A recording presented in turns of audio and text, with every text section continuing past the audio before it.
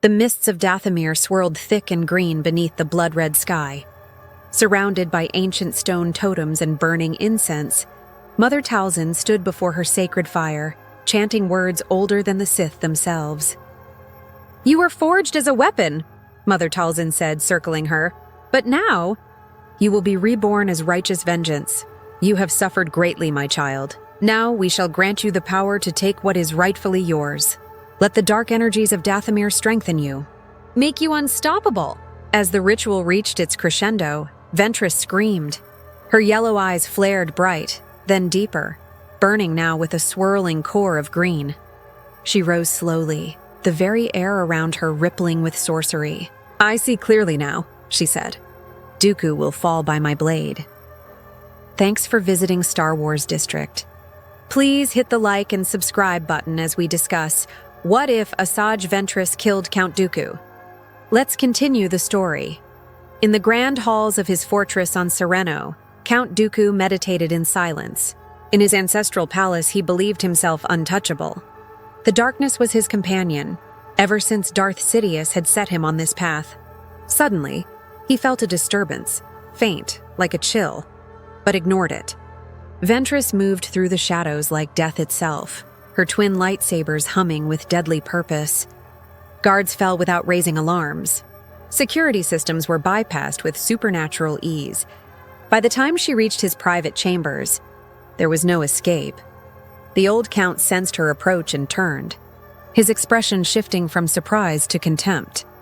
He ignited his curved saber with practiced elegance. His arrogance was radiating. Ventress was still just his failed apprentice in his eyes. A tool he'd discarded, nothing more. Mother Talzin's magic coursed through Ventress like liquid fire. The ritual on Dathomir had been brutal and absolute. Dark magics wove into her already formidable connection to the Force, amplifying her speed, her strength, and her rage. After years of service, Dooku had betrayed her, cast her aside like a broken tool. Now she would return that betrayal with interest. The shadows in the chamber thickened. A cold wind whipped through the closed windows. Dooku stood, frowning. "You look changed." Mockingly, he said, "Did you get a new hairstyle?" Ventress stepped forward, her eyes glowing unnaturally. Her voice was laced with fury. "You always did have such limited vision of your apprentice. I was loyal and hardworking." With a deep glare, Ventress whispered, "You taught me many things, my master. Let me show you my appreciation." In an instant, her red saber ignited. The duel erupted with ferocity. Dooku, refined and precise. Ventress, wild and wrathful, empowered by both the dark side and Nightsister sorcery. Lightning crackled from Dooku's hands, but she absorbed it with a shield of green mist. He struck with the elegance of a master, but every blow was parried with unnatural speed, each counterstrike filled with relentless rage. Their duel exploded across the polished marble floors. Dooku's elegant Makashi form clashed against Ventress's enhanced ferocity. They both knew that he was the superior duelist, but Dooku realized something had changed. She was faster than he remembered, and stronger than should be possible. Dooku was a Sith. He was always aware of the strengths and weaknesses of his underlings. His blade work was flawless, refined over decades, but she was fighting with raw power he couldn't match. "You were always beneath me," he growled. "I was always beyond you," she snarled, slashing across his arm. Dooku staggered and overextended on a riposte. Then, in a flash, the mist thickened, binding him. Vines of magic ensnared his limbs. His saber wrenched from his hand by invisible claws. He was caught. No options for escape. Even his powerful telekinesis failed him. Ventress calmly approached her former master. "Mother Talzin sends her regards," Ventress seductively whispered, and then drove her blade through his chest. Dooku gasped, eyes wide, shocked not just by pain, but by disbelief. As he collapsed, the dark side trembled. Ventress stood over the corpse, breathing heavily. She felt calm, but oddly still feeling nothing. No satisfaction, no closure, just a hollow emptiness where revenge should have filled the void. She'd spent months imagining this moment, and now that it was just over, she realized killing Dooku solved nothing. She was still alone, still hunted, Still without purpose, she took his curved lightsaber as a trophy, turned and walked into the shadows, leaving Sereno behind. Completely leaving the Sith and the old chapter of her life behind. The Sith had lost a pawn, and a witch had claimed her vengeance. One perfectly timed strike. That's all it took to shatter Palpatine's grand design and send the Clone Wars spiraling into chaos nobody saw coming. Across the galaxy, Darth Sidious felt the death through the Force like a physical blow. His carefully constructed plan, decades in the making, had just been thrown into complete disarray. Dooku was not supposed to die yet. For the first time in years, Palpatine experienced genuine uncertainty. General Grievous declared himself supreme military commander, but corporate leaders were unsatisfied. The Separatist Council descended into chaos within hours. Without Dooku's legitimacy, the Separatists began fracturing. Republic intelligence picked up the disarray immediately.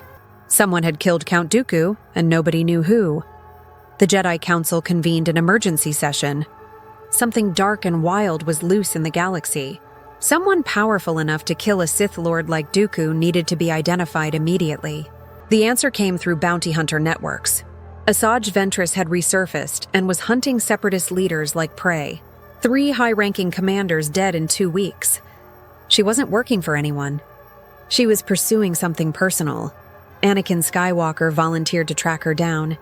His history with Ventress made him the logical choice. Though Obi-Wan worried his former Padawan's aggressive instincts were exactly wrong for this situation. Their confrontation happened on Ord Mantell, in a warehouse district where Ventress was hunting another target. Anakin found her surrounded by destroyed battle droids, lightsaber still ignited, looking more dangerous than he'd ever seen her. She moved differently now, faster, more precise. The magic enhancement was visible in every motion. Anakin engaged her immediately, blue blade clashing against her red sabers in showers of sparks that illuminated the darkened warehouse. But Ventress didn't fight like she wanted to kill him. She fought defensively, creating distance, reading his attacks. When she finally spoke, her voice carried unexpected clarity. She wasn't serving anyone anymore. Not Dooku, not the Sith, not the Separatists. She was hunting the real darkness behind this war. The puppet master pulling strings. Anakin lowered his lightsaber slightly, and the two began to talk. Ventress explained with cold precision. Dooku was dead by her hand, but she knew he wasn't the true architect of this conflict. Someone deeper, more powerful, was orchestrating everything. She could feel it through the Force, a shadowy presence that tainted the entire galaxy. The Jedi were too blind to see it. But she could sense it clearly now that Dooku's influence no longer clouded her perception. The young Jedi Knight faced an impossible choice. Everything in his training demanded he arrest her, but something in her words resonated true.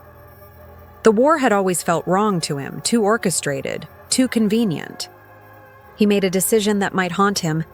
He let her go, but with conditions. If she discovered real evidence of this hidden Sith presence, she would bring it to the Jedi. In return, they wouldn't actively hunt her. It was completely unauthorized, a violation of everything the Jedi stood for. But Anakin had never been good at following rules when his instincts screamed otherwise. The Council received his report with fury. Mace Windu wanted Anakin suspended, but Obi-Wan saw tactical value. An enhanced Force user hunting Separatist leadership without Republic oversight could be devastatingly effective. The Council made an unprecedented decision. They would maintain informal contact with Ventress through intermediaries. She would operate as an unacknowledged asset, a dark scalpel pointed at the Separatist hierarchy. It violated every principle they claimed to uphold, but the Clone Wars had already forced countless compromises. Ventress became a ghost story within weeks. She appeared without warning, vanished before reinforcements arrived. Weapons developers, slave traders, corporate executives profiting from suffering, all high-value targets, all connected to the war's darkest operations. Ventress was being very effective. Each target offered small indirect nuggets of information. She was good at her new job, but hunting gave her something she hadn't expected: purpose. For the first time since childhood, she was choosing her own path. not serving a master, not following orders, just doing what felt right, even if her methods remained brutal. General Grievous declared her enemy number one, pulling massive resources away from frontline operations to hunt her.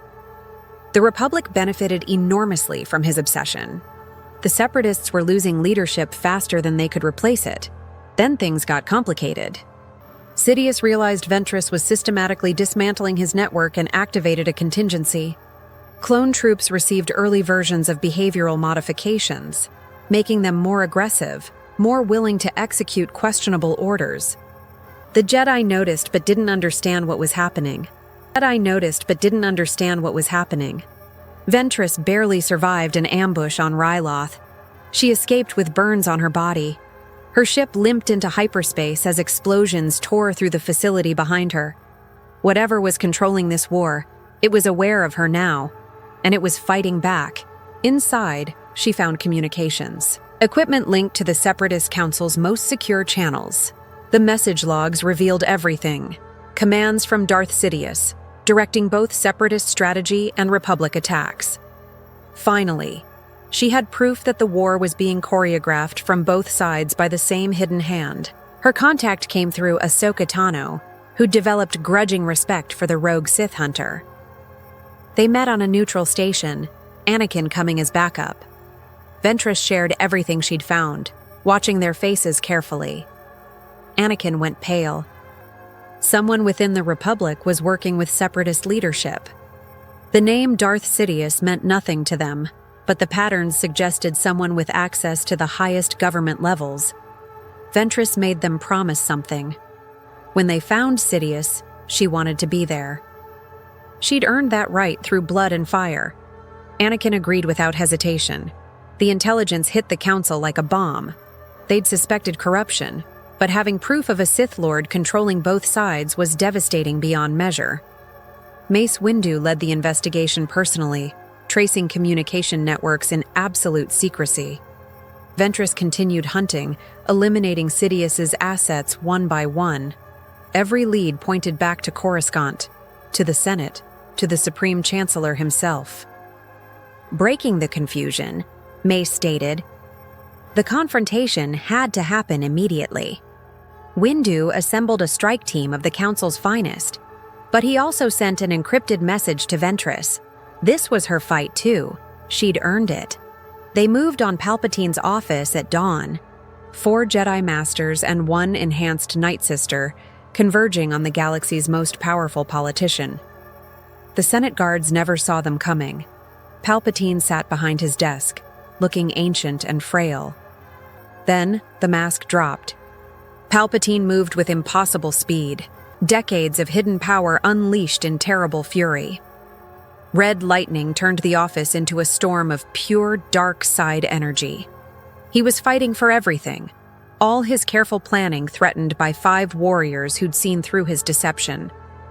Mace Windu's Vapid channeled darkness against itself. Kit Fisto struck from unexpected angles. Ventress fought with enhanced ferocity that matched Sidious's own rage.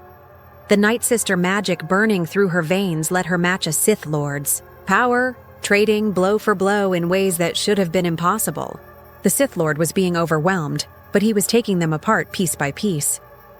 Kit Fisto fell, lightning stopping his heart. Another master went down with a crushed windpipe. Then Ventress saw it. An opening created by Mace Windu's relentless assault. A split-second gap in Palpatine's defenses. She moved on pure instinct, both lightsabers piercing through his guard and into his chest. Darth Sidious's eyes widened in genuine shock. Decades of scheming, of manipulation, of hidden power, ended on a Nightsister's blade. He died convulsing with fading Sith lightning, his body crumpling in the ruins of his office. The aftermath was chaos.